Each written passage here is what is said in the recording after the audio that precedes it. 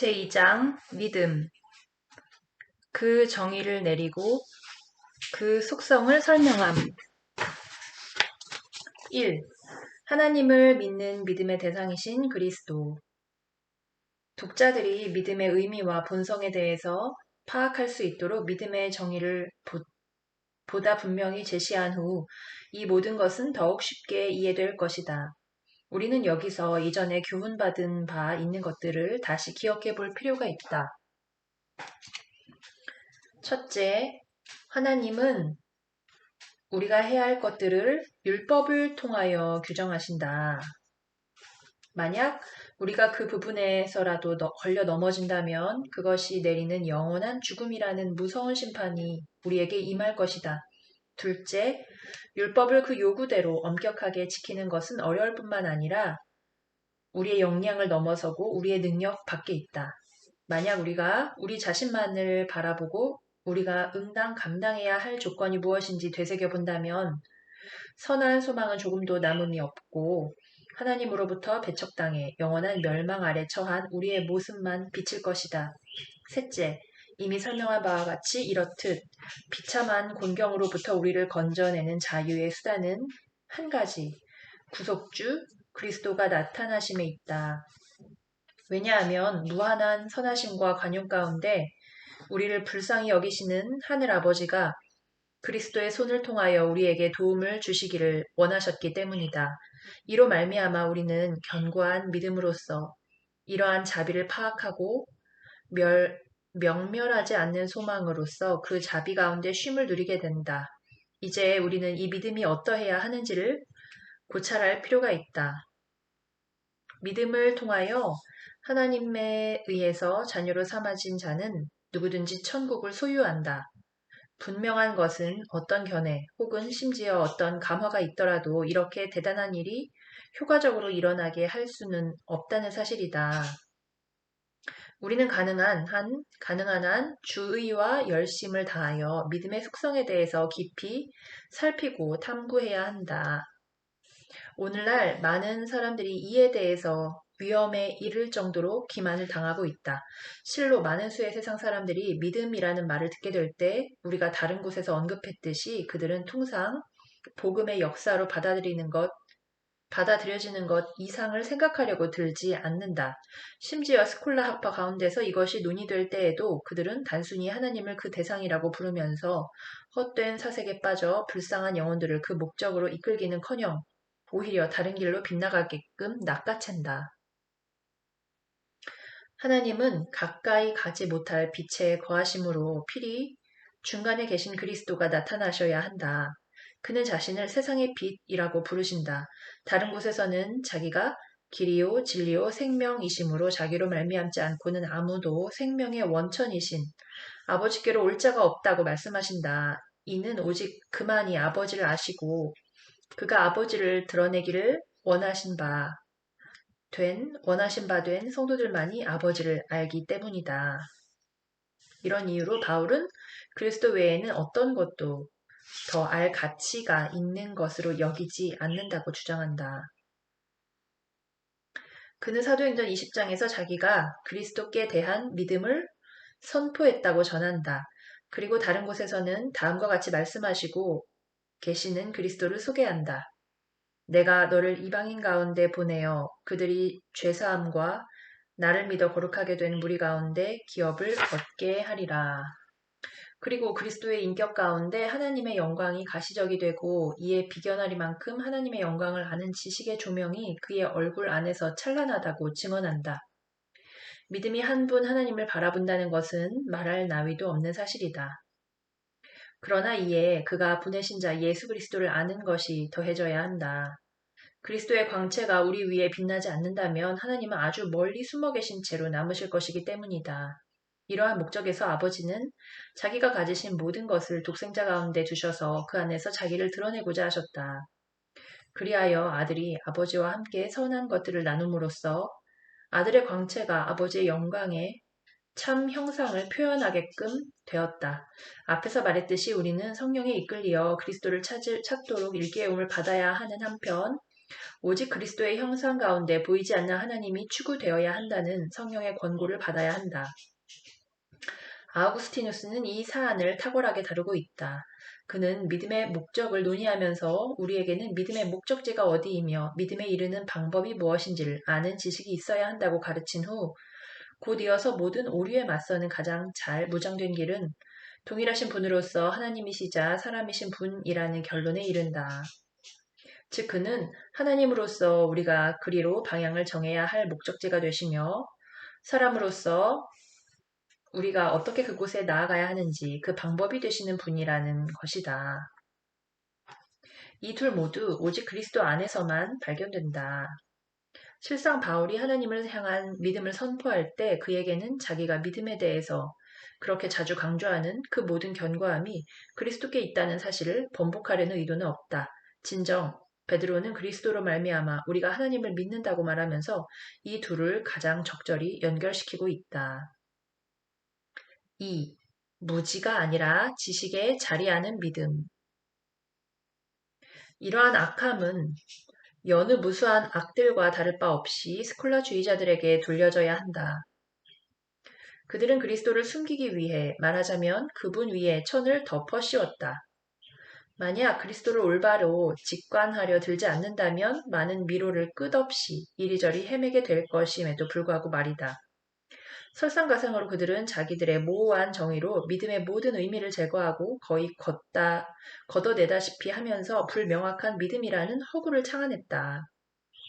그들은 이 이름을 가지고 가장 우매한 자기들의 무지를 치장하고 그 가운데 불쌍한 일반 사람들을 속여 큰 파멸에 이르게 한다. 이 사안을 좀 더 참되고 명확하게 부연해서 말하자면 이 허구는 참 믿음을 파묻을 뿐만 아니라 완전히 파괴한다. 만약 당신이 아무것도 이해함 없이 오로지 교회를 향한 순종적 감정만을 가지고 있다고 해서 이것을 두고 믿는다고 할 수 있겠는가? 믿음은 무지가 아니라 지식에 자리한다. 이는 하나님을 아는 지식뿐만 아니라 신적 의지를 아는 지식을 아우른다.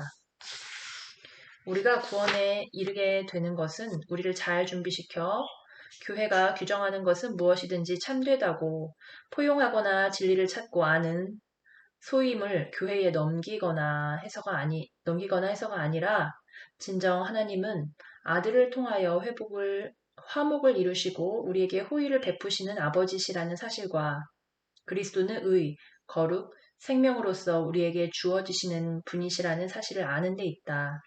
내가 말하고자 하는 것은 우리는 우리의 감정을 쏟아서가 아니라 이 지식으로서 천국에 들어가는 문을 확보하게 된다는 사실이다. 사도는 마음으로 믿어 의에 이르고 입으로 시인하여 구원에 이르느니라고 라는 말씀을 전할 때 만약 누군가 자기가 이해하지 못하고 있는 것이나 심지어 자기가 찾지도 않고 있는 것을 불명확하게 믿고 있다면 그 믿음은 충분하지 않다는 사실을 지적하는 한편 우리가 의에 자리하고 있는 신적 선하심에 대한 명확한 인식을 요구하고 있다.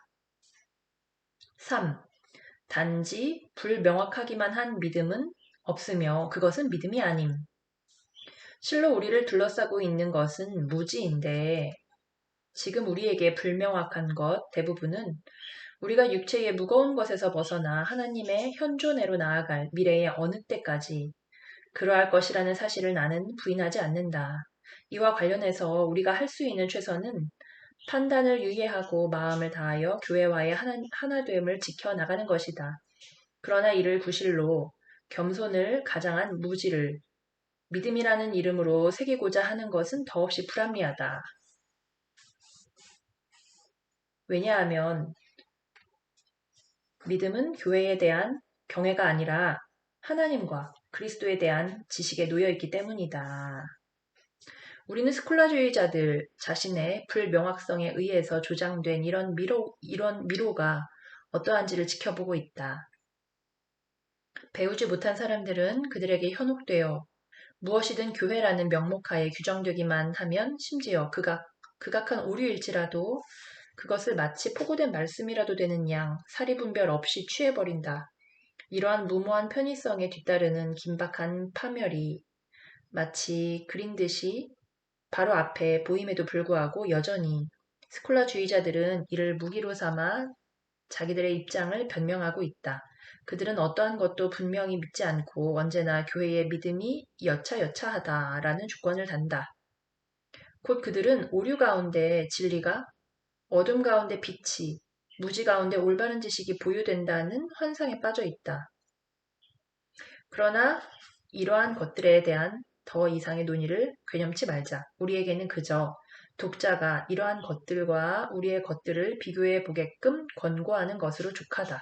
왜냐하면 진리의 명료함 그 자체로서 충분히 숙련된 논박을 그들에게 가할 수 있을 것이기 때문이다. 그들은 자기들에게 많은 무지가 남아 있음에도 불구하고 자기들이 말하는 불명확한 믿음이 과연 존재할 수 있는지에 대해서는 질문을 던지지 않고 알려지지 않은 것들에 대한 교회의 권위와 판단에 동의하기만 한다면